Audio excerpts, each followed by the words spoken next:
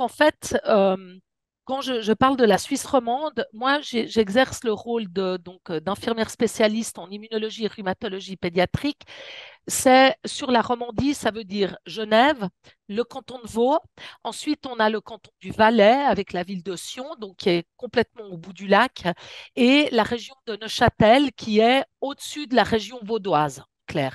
Donc, on a une région qui n'est pas très étendue hein, par rapport à la France, mais ça fait plusieurs endroits, plusieurs hôpitaux où j'interviens comme infirmière spécialiste en immunorhumato. Ce que j'ai essayé de faire de la chose suivante. Je vais vous expliquer depuis quand on pratique dans le domaine de la rhumatologie et de l'immunologie pédiatrique. Je vais vous expliquer ce qu'on fait au sein de notre association. Et puis ensuite, vous parler de la transition en Suisse romande parce qu'on a deux modèles. Et ces deux modèles, ce sera les hôpitaux universitaires de Genève et c'est l'hôpital universitaire vaudois, qu'on appelle le CHUV. Ensuite, que dire du modèle de transition genevois en partenariat avec les hôpitaux universitaires et la Ligue genevoise contre le rhumatisme? Je vais vous donner brièvement deux exemples de transition sur le modèle genevois. Et puis, j'ai des messages clés parce que je reste absolument convaincue que on a tous beaucoup de documents et on a lu beaucoup de littérature par rapport à la transition et autres. Je pense qu'on n'est pas tous égaux par rapport aux moyens financiers, par rapport aux structures, par rapport au personnel, par rapport à etc. Mais il y a une chose qui est sûre, c'est que si vous êtes là aujourd'hui, des idées, vous en avez, puis que vous avez certainement le désir de mettre en place des choses ou de les potentialiser. Donc, l'idée, c'est pas du tout que je vous dise, nous, notre modèle, c'est le meilleur, c'est de vous montrer que finalement, des fois, avec pas grand-chose, on peut faire des choses, puis qu'au fil des années, ben, finalement, ça prend de l'ampleur, et puis peut-être avec un peu de recul, de vous dire finalement ce qui a pu marcher pour nous ou ce qui finalement n'a pas marché. Si ça peut vous aider, finalement, tant mieux. Alors, depuis quand, déjà de manière générale, est-ce que la Ligue genevoise contre le rhumatisme existe? C'est depuis 1949, donc on est une très très vieille association. Et à la Ligue genevoise contre le rhumatisme, je m'occupe aussi bien des adultes que des enfants. Pour les adultes, je ne fais pas du tout d'immunologie, c'est uniquement chez les enfants que je fais immunorhumato. Je travaille aussi en coordination dans les maladies génétiques et maladies rares et j'ai terminé il y a 2 ans la première formation où j'ai fait un CAS en coordination des maladies génétiques ou maladies rares. Et puis spécifiquement, j'ai fait un travail par rapport à l'enfant et l'arthrite juvénile. Euh, Avec l'enfant, en fait, finalement, la Ligue n'a jamais travaillé dans le domaine pédiatrique. Et puis, quand j'ai commencé en 2001 à travailler à la Ligue, j'ai été extrêmement surprise de savoir qu'il y avait du rhumatisme chez les enfants, parce que moi, au niveau de mon parcours infirmier, on m'a jamais appris qu'il y avait des enfants avec du rhumatisme. Et puis, j'ai rencontré le professeur Hofer, qui est voilà, immunorhumatopédiatre, qui a pris sa retraite il y a peu. On l'a plus que très peu dans nos unités de soins. Euh, alors aujourd'hui, ça fait 19 ans que je pratique dans le domaine de l'immunorhumato. Alors inutile de vous dire qu'il y a 19 ans, quand on a commencé, on ne parlait pas de la transition, on ne parlait pas du parcours de soins, on ne disait pas que ces enfants qui avaient des maladies rares, c'était des maladies complexes. Finalement, il y avait beaucoup de choses qui n'existaient pas, mais que finalement, dans notre association, on en avait conscience parce que les gens viennent plus facilement nous poser des questions ou nous interroger parce qu'on n'est pas une structure médicale en tant que telle. Donc, on est vraiment une arcade, les gens peuvent venir, voilà, on répond, et etc. Alors, qu'est-ce qu'on fait au niveau de notre association? Alors, ce que je vais vous expliquer, c'est vraiment au niveau des enfants, par rapport à la prise en charge de la personne, on a la même prise en charge pour les adultes. Bien sûr, on a des spécificités qui sont propres à l'enfant. Alors, je vais vous présenter ça comme ça. Donc, la Ligue, dans ce qu'elle fait, d'abord, on a un partenariat avec des hôpitaux, ce qui n'est pas souvent le cas pour les associations, mais clairement, on a un partenariat avec les hôpitaux du Valais, avec l'hôpital de Neuchâtel, puisqu'on a besoin en soins infirmiers d'un droit de pratique dans chacune de ces structures. Et puis, ils sont au courant que c'est l'infirmière de la Ligue qui vient à l'intérieur de leur structure pour suivre les enfants. Il n'y a pas d'infirmière dédiée. En dehors du CHUV, où ça a changé récemment, il n'y a pas d'infirmière en rhumatologie pédiatrique ou immunorhumatopédiatrique. Il n'y en a pas. Donc, ça fait 19 ans finalement, que je me promène un peu comme un escargot avec mon sac sur le dos, puis je suis les enfants et les familles dans toutes ces consultations. C'est aussi une manière de travailler quand on est dans une association comme ça, et je pense que c'est aussi propre à l'immunorhumato, parce qu'on fait beaucoup, on fait quasiment que de l'ambulatoire, eh bien, c'est aussi de pouvoir travailler sur son rôle délégué, ce qu'on sait très bien faire dans le domaine des soins infirmiers.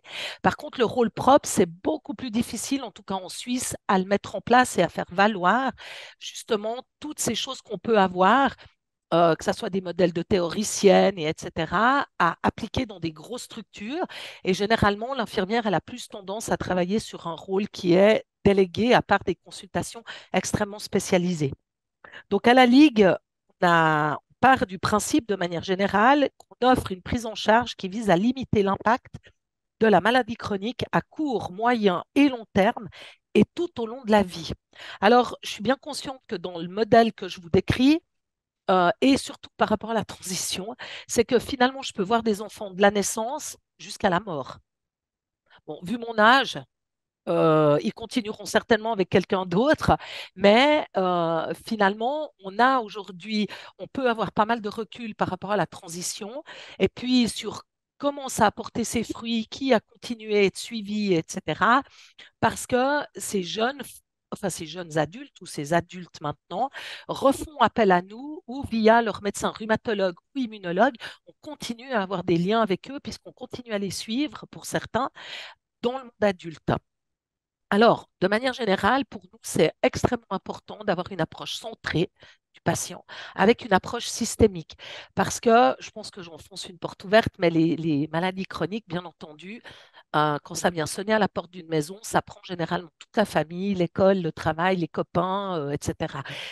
Donc, on a commencé à travailler et aujourd'hui, on continue et on affine à chaque fois. On travaille beaucoup en coordination avec les différents autres partenaires terrain, les autres consultations, que ce soit les ophtalmologues, les dermatologues, on a beaucoup de consultations. Euh, comment est-ce qu'on appelle, spécialisées avec les neuros, et etc. Et puis l'idée, c'est qu'à chaque fois, j'interviens aussi dans ces consultations. Et quand la transition arrive, s'ils ont un suivi en dermatologie en même temps que, je ne sais pas, en rhumatologie, on va devoir réfléchir ensemble et c'est là où la coordination est extrêmement importante pour que cette transition, elle ne se passe pas qu'en rhumatologie, puis que la dermatologie, on reste à l'hôpital pédiatrique ou, je ne sais pas, s'il y a une problématique neurologique, imaginons qu'un enfant ait, je sais pas, qu'il fasse des crises d'épilepsie, que tout d'un coup, il se retrouve déjà dans le monde adulte parce qu'il y a une transition qui a été faite par les neurologues et que finalement, nous, on est encore en pédiatrie avec nos modèles, où on tatouille, ou etc. Donc, ça demande un travail assez important parce que la vision de la transition suivant les spécialités, c'est pas la même chose, hein. On essaye tous de créer quelque chose qui soit le plus proche du jeune et de sa famille pour qu'il y ait comment est-ce que je pourrais dire, pour qu'ils soient partenaires dans cette décision de les transiter, pour que ça se passe le mieux possible.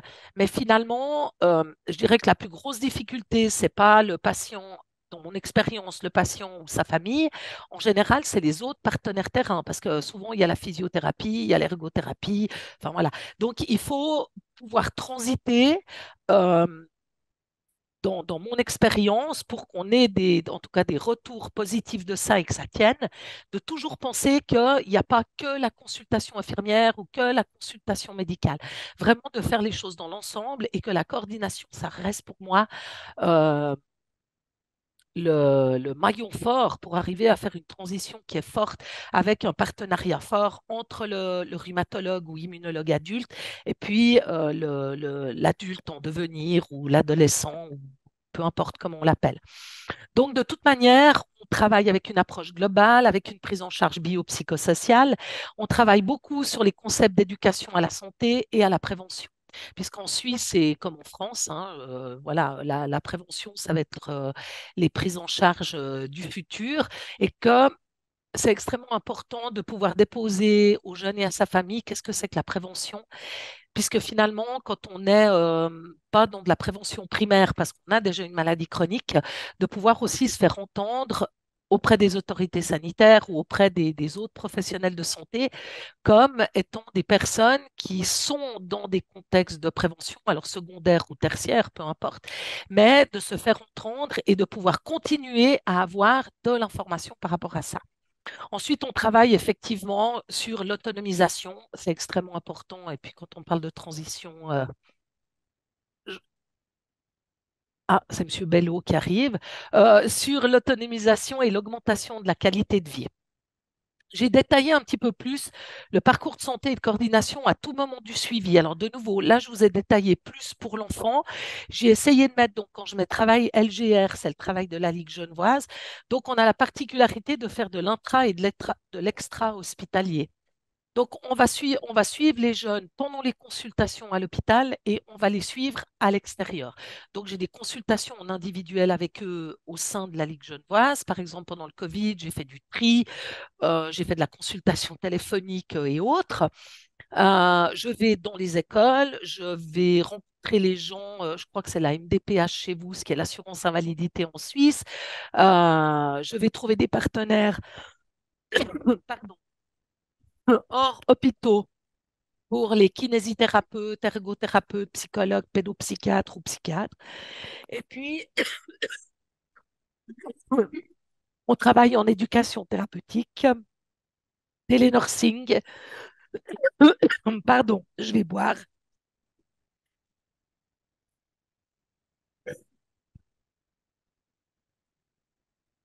Pardon.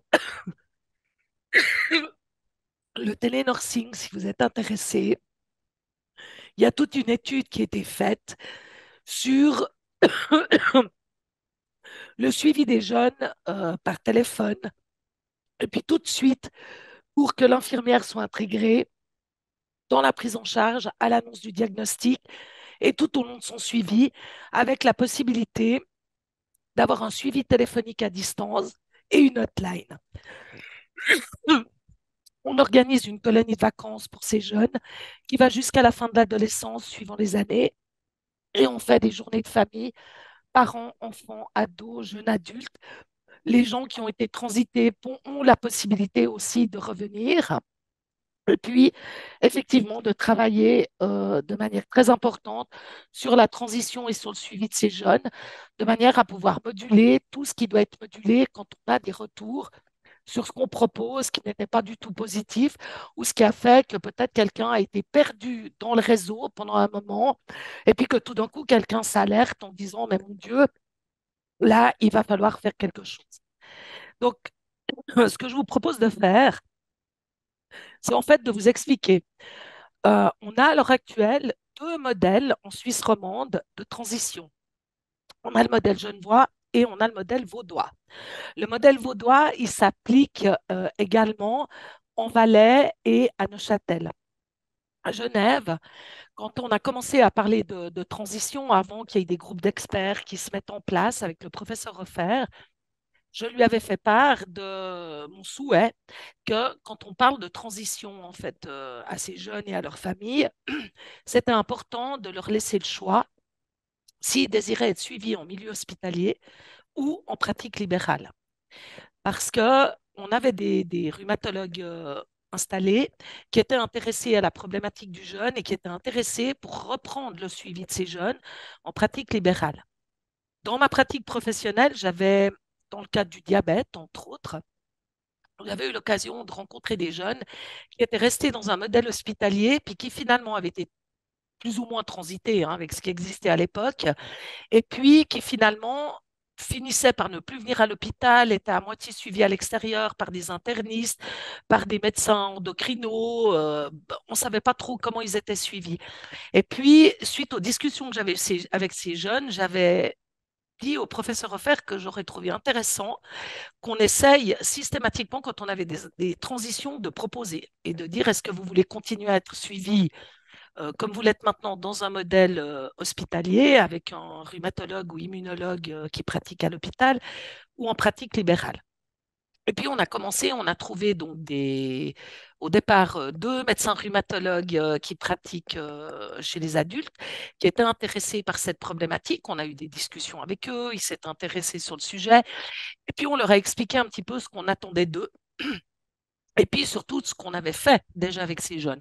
Donc l'éducation thérapeutique, toute l'autonomie qu'on leur avait donnée au niveau des traitements, ce qui n'est pas forcément le cas chez les personnes adultes. Le fait de pouvoir faire appel à des gens quand on a des questions, qu'on leur avait enseigné aussi à poser beaucoup de questions, à ne pas prendre forcément aveuglément tout ce qu'on leur proposait. Et puis, on a débuté comme ça, puis on avait un rhumatologue de pratique hospitalière en médecine, en rhumatologie adulte, qui était prêt aussi à prendre ses jeunes. Puis on a débuté comme ça, et très très vite à Genève, on a eu, je crois, un seul patient maintenant depuis, je ne sais pas combien de temps ça fait qu'on fait ça, parce que moi ça fait 19 ans. Je pense que, mais assez rapidement, déjà, je pense que ça doit déjà faire 12, 13 ans, on a commencé à en parler. Et très, très vite, on a eu des demandes uniquement pour des rhumatologues ou immunologues en pratique libérale.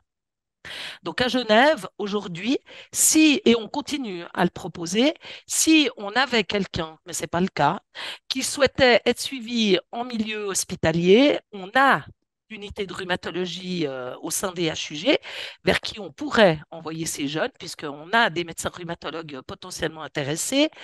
Et puis, à l'heure actuelle, la transition, elle se passe de la manière suivante. Alors, bien sûr, on prépare le jeune, mais je pense comme vous le faites tous, hein, on prépare le jeune, on commence à expliquer comment est-ce que ça va se passer, qu'on ne va pas les lâcher, qu'il faut aussi qu'ils soient prêts et qu'on a la possibilité, je ne sais pas exactement comment c'est pour les uns et les autres pour vous, mais on a la possibilité de les suivre même au-delà de 16 ans, voilà, si c'est nécessaire. Et puis, on s'est rendu compte que finalement, on n'avait pas tellement de... On n'arrivait pas tellement à dire, ah ben tiens, lui, ça fait 10 ans qu'on le suit et puis il n'a pas envie de lâcher, ou bien, ah, ça fait 2 ans qu'on le suit, mais pour lui, ça va être facile de partir. Ben, on s'est rendu compte que ce n'était pas comme ça du tout. Et que finalement, on a des jeunes qui arrivent ben, avant l'âge de 16 ans, mais par exemple à 12 ans, à qui on commence déjà à dire ben, qu'il y a un moment où ils ne seront plus avec nous, et puis que potentiellement, on va travailler avec eux pour les accompagner au mieux, pour rentrer dans le modèle de prise en charge adulte, et puis ce que ça implique. Et puis, on a des jeunes qui ont été suivis très longtemps et qui finalement, quand on a commencé à parler de ça, reviennent déjà à la consultation suivante en disant, mais moi, c'est bon, je suis prêt, dites-moi où est ce rhumatologue, etc. Je veux y aller.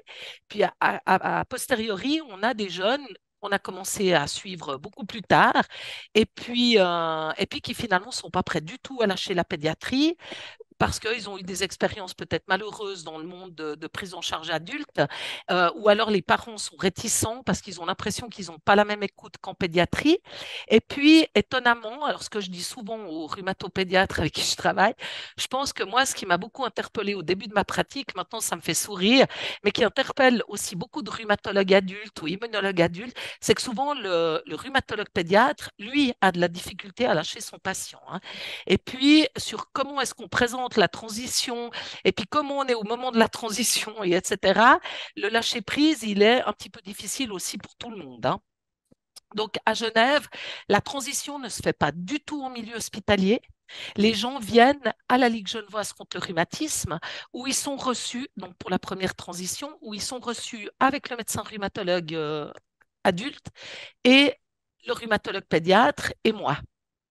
Et on va faire notre consultation comme ça. On regarde la consultation. Ben, si on voit que le jeune ou les parents, de toute façon, les parents qui accompagnent, parce que c'est souvent le cas, on les fait sortir au moment de l'examen, comme on le fait déjà en pratique hospitalière. Eh bien, on va voir si le jeune est d'accord que ce soit le rhumatologue qui fasse l'examen clinique. Le médecin rhumatologue va aussi se présenter, lui expliquer comment il a l'habitude de travailler, etc., etc. Et puis, alors de nouveau, la transition, difficile pour vous, difficile pour moi de vous dire combien de temps elle va durer. Parce qu'on a des transitions extrêmement rapides et souvent on est extrêmement étonné, on reste tous un peu surpris parce qu'on a des jeunes qui arrivent, et puis je vous donnerai deux exemples après. On a des jeunes qui arrivent, ils voient le médecin rhumatologue, les choses passent extrêmement bien, ok pour le, et puis moi je suis prêt, et puis tout d'un coup c'est lui qui s'amène à la fin de la transition en disant mais moi je suis prêt. moi, j'ai plus besoin de revenir en rhumatologie pédiatrique. Donc, nous, en général, on est toujours un petit peu pas bien avec ça. Moi, un peu mieux que le médecin rhumatologue pédiatre, puisque très souvent, j'ai des liens avec eux encore après, une fois qu'ils sont pris en charge par les rhumatologues à l'extérieur. Alors, lors de ces transitions, on fait exactement la même chose que ce qu'on va faire pendant les consultations en rhumatologie pédiatrique. Il est bien entendu que les dossiers, ou si on a des jeunes, parce que voilà, il y a des situations beaucoup plus complexes que d'autres pour la transition, si c'est des cas complexes, eh bien, de manière générale, de toute façon, le rhumatologue est informé du dossier. Pour certains cas, ben, effectivement, ils ont déjà des discussions préalables sur les difficultés ou les autres intervenants dans cette situation. Le modèle vaudois, c'est un modèle uniquement hospitalier. Donc, on ne propose pas aux jeunes d'être suivis par des médecins praticiens externes. De manière générale, les choses se passent exactement de la même manière. Il y a une facilité quand on est dans des modèles hospitaliers, c'est que finalement, comme on utilise la JIR cohorte, eh bien finalement, le dossier de soins, il est à disposition aussi des médecins en pratique hospitalière, ce qui n'est pas nécessairement le cas avec les médecins en pratique privée. Donc, ils n'ont pas le choix du médecin. C'est en général une médecin, parce que voilà, en ce moment, c'est une médecin. Ensuite, les choses se déroulent exactement de la même manière qu'à la Ligue, hein. C'est pas, il n'y a pas une fois, deux fois, trois fois. Il n'y a pas de modèle prédéfini. De manière générale, ce qu'on fait la même chose dans les mêmes endroits également, c'est qu'on ne transite pas, même si on avait déjà commencé à parler d'une transition et qu'on était prêt à fixer un rendez-vous d'expérience, on ne transite plus les jeunes quand ils ne sont pas sur des situations médicales qui sont stables.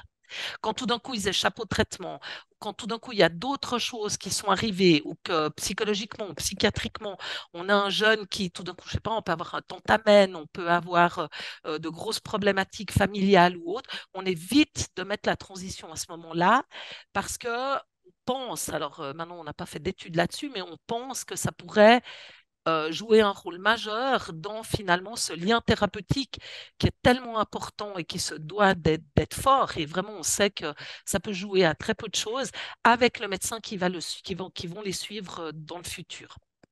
De manière générale, je ne sais pas pour le modèle vaudois parce que je ne vais pas aux consultations de transition au CHUV, en tout cas, j'y vais plus.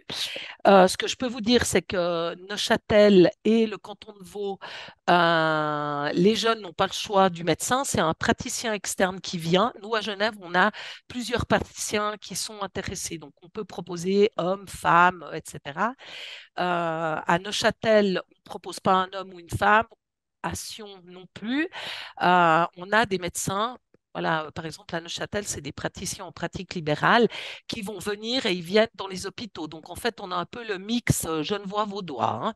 Mais toujours dans la même idée de travailler, de préparer finalement cette transition. Par rapport au questionnaire, parce qu'on a beaucoup travaillé dans des groupes d'experts et on a beaucoup travaillé, moi j'ai beaucoup travaillé avec Monsieur Juan Carles Souris et Christina Acré sur la transition.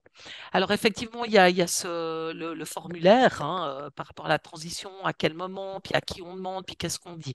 Alors de manière formelle, on ne l'utilise pas comme ça, ni dans une transition, ni dans une autre.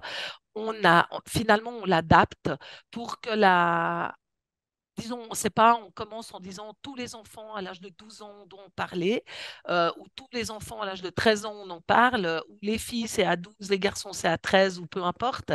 Et puis finalement, on a relativement bien acquis, j'ai envie de dire, ce formulaire tel qu'il avait été construit pour finalement screener les questions qui nous semblent importantes dans la problématique que le jeune vit. Et puis avec la maladie qu'il a, puisque voilà, on n'a pas forcément que des arthrites juvéniles, hein. Voilà. Maintenant, pour moi, c'est extrêmement important le travail et en coordination et en accompagnement lors de la transition pour créer la différence. Parce que je suis absolument convaincue, après le nombre d'années de pratique avec la transition, et au vu des résultats qu'on a obtenus à Genève, que je vais vous donner tout à l'heure, euh, on crée une réelle différence. Je pense, en tout cas, moi, sur ce que je vois à Genève, qu'on a été des pionniers dans le domaine de la transition et de la rhumatologie. Et je suis extrêmement fière de ça parce qu'on n'est pas toujours mis en avant au niveau rhumatologique. Alors, si on peut mettre quelque chose en avant, mettons ça, parce que ça permet, c'est ce qui permet de faire bouger les choses et de changer la donne sur l'impact de ces maladies. On évite une rupture qui est extrêmement importante puisque j'ai la chance, par exemple, d'être référente du groupe des polyarthritiques à Genève, donc adultes, et j'ai entendu toutes ces femmes qui ont eu très certainement des arthrites juvéniles qu'on ne diagnostiquait pas, on n'avait pas de rhumatologue pédiatre, etc. Et comment, quand on leur parle de ce qu'on crée avec l'enfant et avec la transition, de dire combien ça aurait été facile pour elles d'avoir un lien thérapeutique avec des médecins parce qu'elles auraient été aguerries dans beaucoup de domaines et qu'elles auraient développé des champs de compétences comme on les développe en tant que professionnels de la santé. Ça permet aussi aux gens d'apporter des changements et ça exerce une influence et ça a une importance énorme dans comment est-ce que les gens conçoivent leur maladie chronique à l'âge adulte. Ça veut dire que on s'est rendu compte que finalement à Genève, on avait beaucoup de jeunes qui avaient des désirs de formation, je ne sais pas que ça soit électricien, boulanger, pâtissier ou etc., plutôt des métiers manuels, où dans l'imaginaire collectif, on ne pouvait pas le faire. Et puis, de discussions avec des gens qui avaient eu des arthrites juvéniles et qui n'avaient pas bénéficié de la transition il y a des années en arrière, eh bien, ces gens-là disaient que finalement, ils avaient très souvent atterri dans des métiers qui n'étaient pas les leurs. Parce qu'on les avait collés dans des bureaux alors qu'ils avaient envie d'être en plein air, parce qu'ils voulaient être paysagistes et qu'on leur disait qu'ils ne pouvaient pas.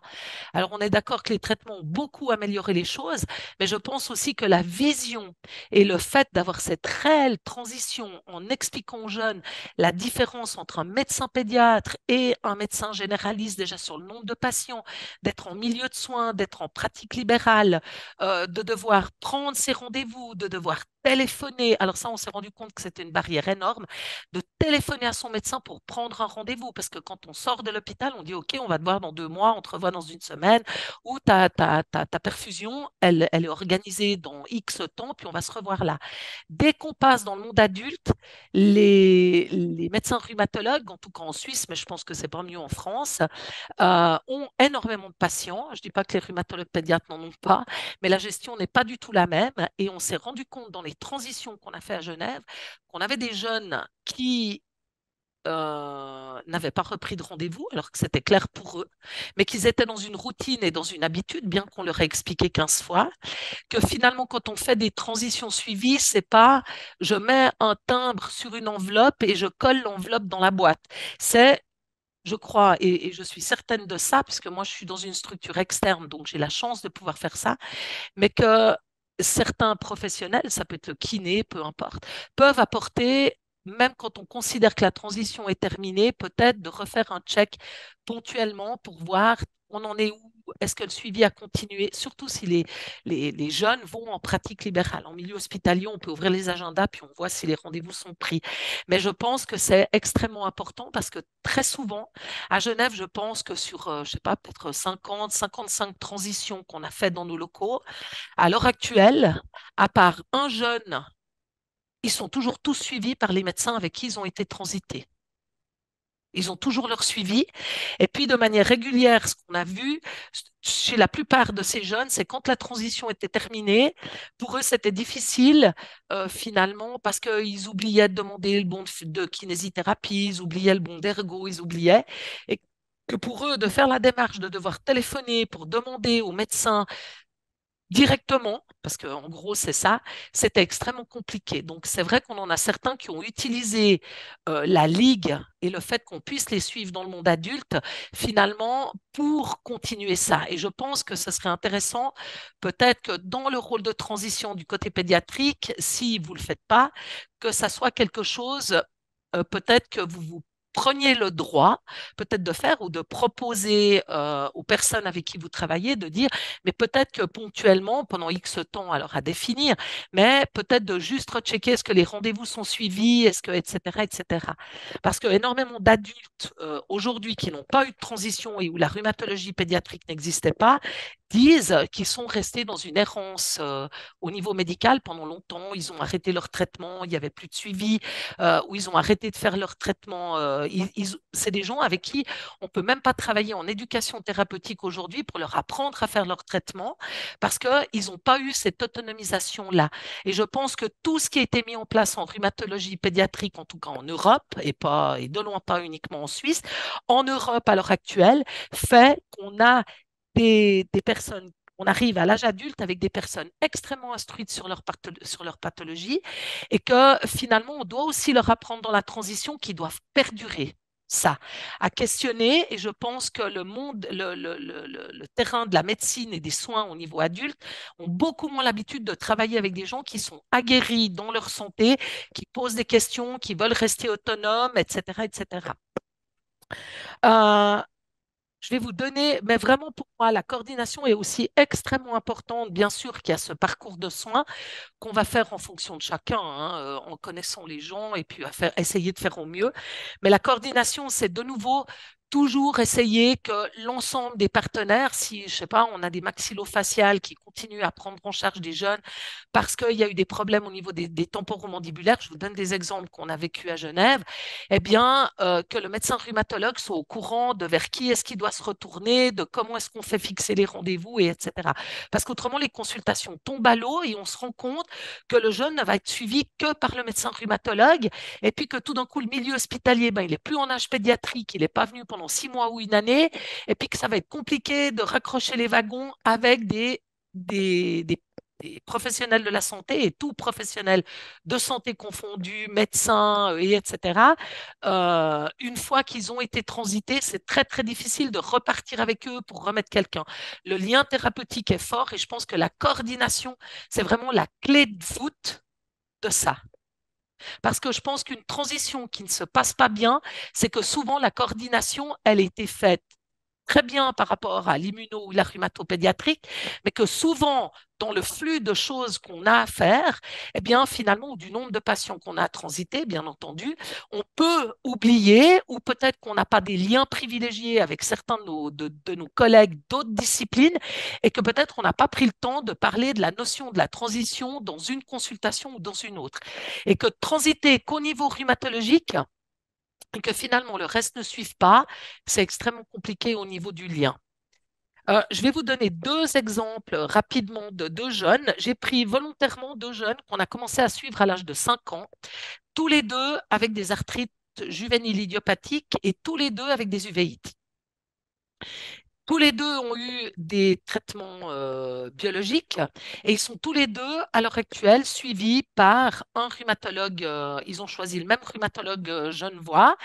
Ils ont été transités tous les deux dans les mêmes conditions, à savoir que les maladies étaient contrôlées, qu'on n'était pas en pleine crise, et qu'au niveau scolaire et au niveau familial, les choses soient, je veux dire, pas idylliques ou parfaites, parce que l'adolescence, c'est pas toujours comme ça, mais que ça soit le mieux possible et qu'on n'ait pas une crise au niveau familial ou autre.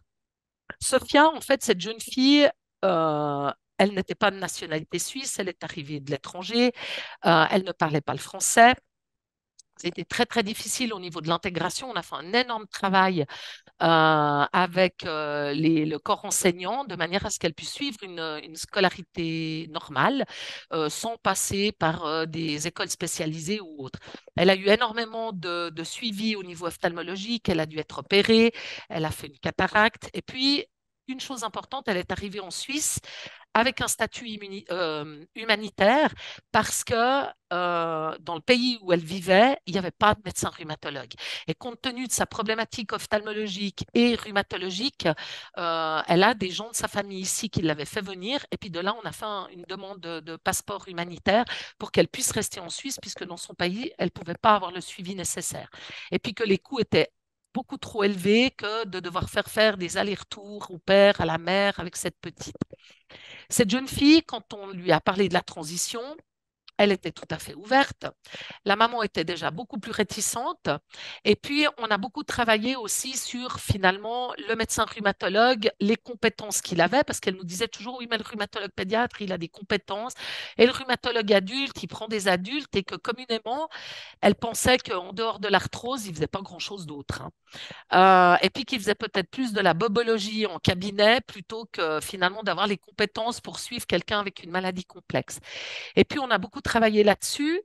On a présenté le médecin rhumatologue euh, sans qu'il y ait de consultation ou autre, de manière à ce que la maman, on a travaillé avec elle pour qu'elle puisse poser les questions au médecin rhumatologue sur les doutes qu'elle avait ou les craintes qu'elle avait. Elle a pu poser ses questions, donc on l'a accompagnée, on était là avec elle.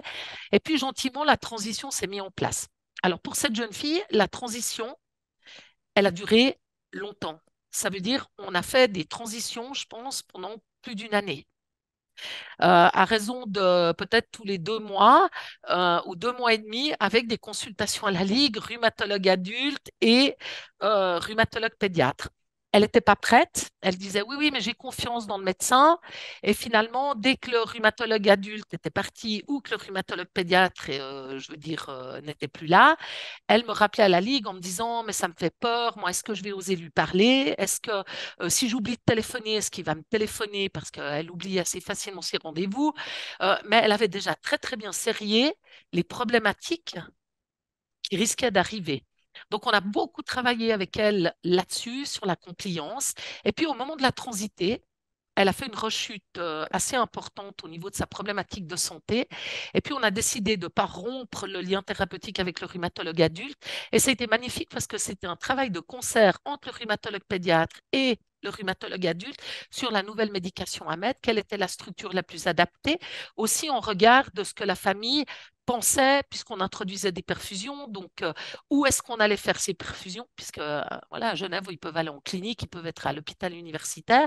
Et tout d'un coup, on a vu cette jeune fille nous dire, mais si vous m'envoyez à l'hôpital pour faire mes perfusions, ça veut dire que vous allez plus me suivre. Et finalement, le rhumatologue adulte a dit, mais bien sûr, parce que j'ai des liens avec mes collègues rhumatologues au HUG dans la division adulte, et que bien sûr, on va avoir et que je reste ton médecin traitant, même si tu vas pour tes perfusions en milieu hospitalier, mais tu seras en sécurité avec des infirmières qui ont l'habitude, et etc. Donc, pour cette jeune fille, ce qu'on a vu clairement dans cette transition, c'est qu'on peut imaginer qu'il y a un modèle unique, et puis finalement, on a débuté avec ça, mais que finalement, n'importe quel modèle va être bon quand on est convaincu qu'on doit faire des transitions, qu'on est convaincu sur le plus que ça va apporter aux gens, et qu'à partir de ce moment-là, on va se sentir à l'aise. Moi, disons, je veux dire, moi, comme infirmière, à l'aise avec mes collègues médecins, pour ou kinésithérapeute, peu importe, pour finalement essayer d'adapter des choses peut-être qui nous auraient paru complètement dingues il y a une année ou deux, mais qui finalement fonctionnent dans certaines prises en charge. Donc, je crois que c'est aussi important de toujours se donner la liberté de dire, ben, le modèle, il est formidable, mais dans ce cas-là, ça ne marche pas. On voit que le lien thérapeutique qui existe au niveau pédiatrique, on n'arrive pas à le faire partir ou immerger dans le domaine de la prise en charge adulte.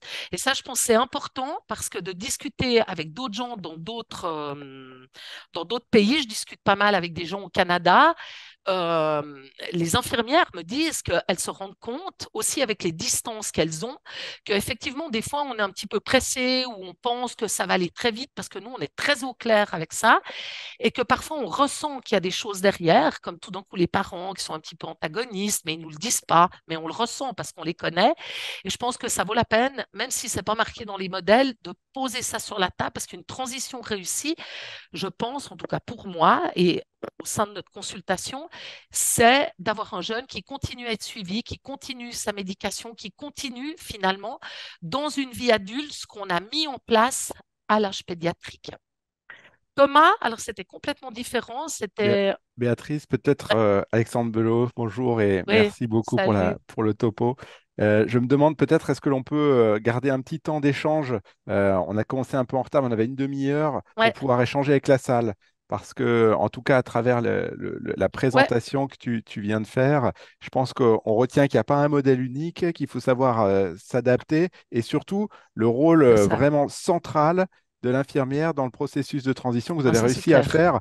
faire en Suisse. Et nous, on est assez admiratifs. On mesure qu'on aimerait avoir cet équivalent de participation paramédicale qui est au centre, peut-être parce que la plus le temps ou plus une vision globale. En tout cas, on a le sentiment que ce que vous avez réussi à faire à Genève, on aimerait pouvoir le répliquer. Alors, ça se fait au centre de la Ligue, donc de cette Ouais, structure un peu d'association. Nous, en France, on a des infirmières de pratique avancée, mais qui doivent être associées à une maladie donnée. On n'en a pas qui sont sur la large thématique de la transition spécifiquement, même si c'est une des missions qu'on peut leur confier et qu'on a espoir que dans les années à venir, on aura des coordinatrices infirmières de transition sous cette forme d'infirmières de pratique avancée. Mais je suis sûr qu'il y a plein de questions dans la salle ou dans ouais, l'audience. On, volontiers. on est 24 connectés, on est une vingtaine aussi sur site et donc il va y avoir des questions pour profiter de l'expertise de Béatrice. Donc n'hésitez pas via le chat ou bien dans la salle à interviewer l'expérience suisse qui nous a été présentée. Et encore merci, Merci à vous. Béatrice.